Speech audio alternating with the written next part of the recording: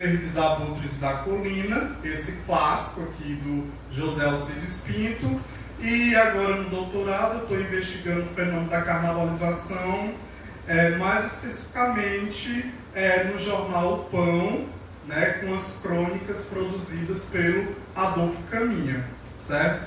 Mas aí, para esse momento, né, para a gente poder aí, resgatar as memórias em torno das produções literárias do José Alcides Pinto, eu trouxe para vocês, vamos dizer assim, a única produção literária, né, voltada para o teatro que o José Alcides escreveu na década de 70, mais especificamente em 1973, com a obra Equinócio.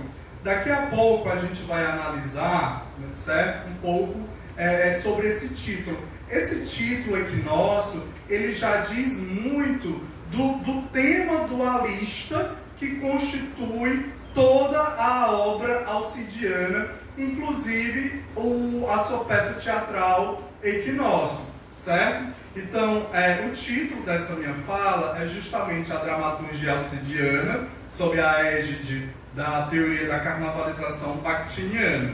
E eu abro essas discussões aqui com vocês, trazendo um recorte de um prefácio de uma das maiores críticas da literatura alcidiana, que ela também era teatróloga, que era a Herotilde Honório. Carnaval, elas vão se aproximar. Além disso, vão se aproximar também a questão do amor e do ódio, né? Do sábio e do tolo. Então vejam aí que a cultura carnavalesca da Idade Média e do Renascimento, elas são marcadas por imagens ambivalentes. Só que assim, essas imagens, elas não se anulam, elas não se fundem, mas elas se completam. Elas vão renovar, né? Por exemplo, figuras que perpassam poder. Na cultura do carnaval, esses símbolos contra poder, eles vão relativizar, né, esses símbolos, certo? E por fim nós temos a profanação carnavalesca, que é justamente quando os indivíduos, os sujeitos que participam desse carnaval, eles profanam os ritos sagrados, profanam a própria linguagem, certo? E Bakhtin vai perceber que, a partir do século XVII, esse carnaval, né, ele vai deixar de monopolizar, certo? Essa fonte de carnavalização.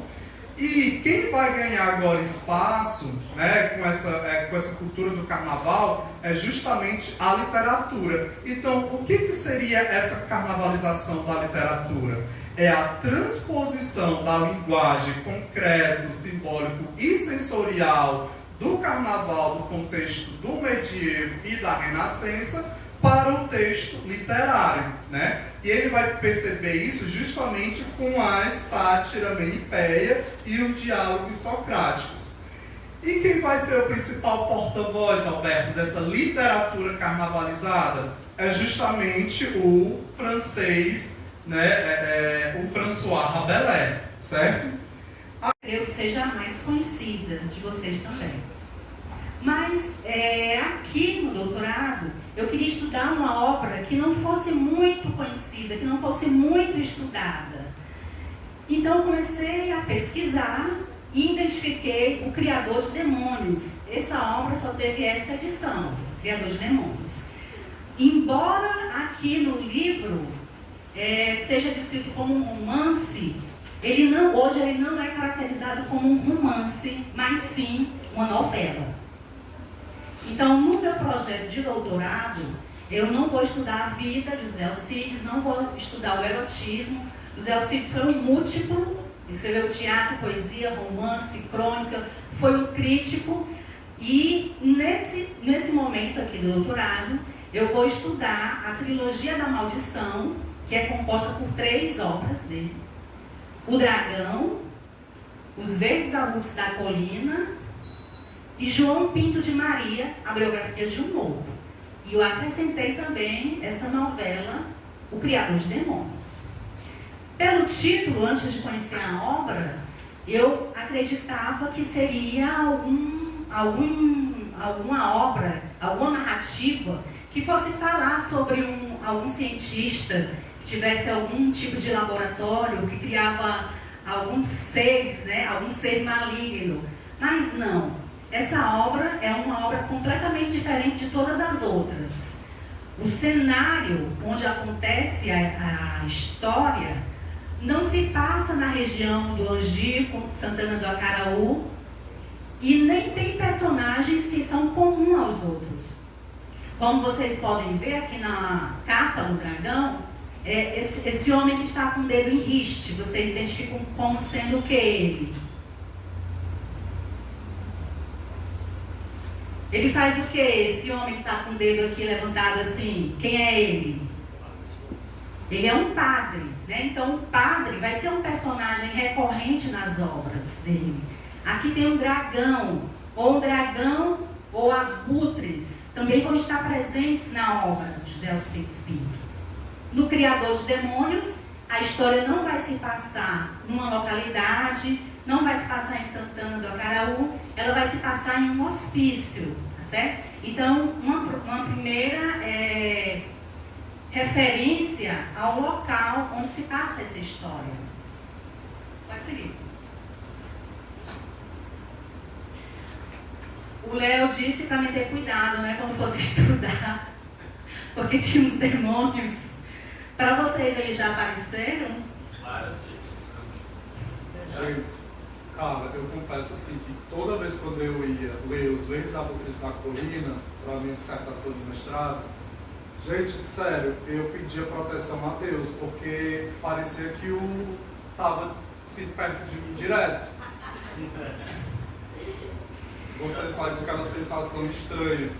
Eu já tive alguns sonhos bem demoníacos depois que eu li alguns. Pois é, então você conseguiu me assustar, porque até o momento eu não tinha tido ainda, não tive nenhuma experiência. Mas eu não passei no doutorado da primeira vez, nem na graduação, nem no mestrado, precisei passar por várias seleções. Então, na seleção anterior do doutorado, foi a primeira vez que eu elaborei o projeto sobre os Alcides. Deixei para o último dia, escaneei todo o material, enviei. Assim que eu enviei, era mais ou menos 11 horas da noite, eu percebi que o arquivo não estava salvo, não tinha nada. E aí eu fui conversar, me encontrei com o elaborador do Cravo Rosto do Diabo, Pedro Salgueiro, né? E ele também disse que já teve várias experiências, coisas horrorosas aconteceram com ele, né? Eu disse, olha, pois acredita que eu nem passei na primeira seleção de você enviar os documentos, eu já fui reprovada. Será que é um sinal? Será que eu continuo ou não? Mas continuei e aqui estou. Está perguntando a nossa amiga ali, né? Oi, gente, bom dia. Bom dia. Eu sou a professora Nádia Gurgel, do IFCE de Almerim, ensino curso de letras, disciplina de literatura cearense, adorando aqui essa mesa. Já coloquei no grupo do PG Letras as fotografias de vocês arrasando. Eu tive a honra de ter conhecido o Zé Alcides Pinto. Em 2000, por exemplo, eu era professora do Tiradentes, ele morava pertinho na vila da Cristóvão Gonçalves, vocês mostraram aí o cartãozinho dele. Gente, é verdade, o Zé Alcides Pinto era muito acessível. Eu ia sempre toda semana, ele dava muito livro para mim, livro para os alunos, uma pessoa gentilíssima. A Jamaica, que você mostrou uma das fotos das filhas da Neda, a Jamaica eu tive contato até pouco tempo, acho que ela saiu do Brasil, não sei mais da Jamaica, né? E ela tão acessível, tão doce, igual o pai. Eu conheci mais a versão do Alcides, eu sou muito amiga do Dimas Macedo, muito amiga, mas eu tive uma versão do Zé Alcides Pinto muito mais afável, né? Sim, ele queria os estudantes lá, ele queria sempre que as pessoas saíssem de lá cheias de livros e sim que publicássemos, né? Aí eu tive a honra de, então assim, eu vim aqui para rememorar, revigorar essa minha temporada de ter sido vizinha, porque eu trabalhava ao lado, né? Vocês nos provocaram a pensar como é que alguém que publicava em tantas editoras acabou se confinando em uma vila aqui pertinho da frente a pé, onde ele morava, na Cristóvão Gonçalves, ele realmente gostou disso, ele gostava dessa reclusão, porque as pessoas que sabiam que ele era esse maldito no sentido neossimbolista, baudelairiano, a melhor estirpe, né? Então, sim, ele gostou dessa reclusão para a gente enaltecê-lo pro resto da vida, sem gostar de holofotes gratuitos, né? Assim fez Elcis. Parabéns pelas pesquisas, adorei. E na minha graduação, eu fiz em relação ao realismo fantástico dele, né? É maravilhoso, adorei.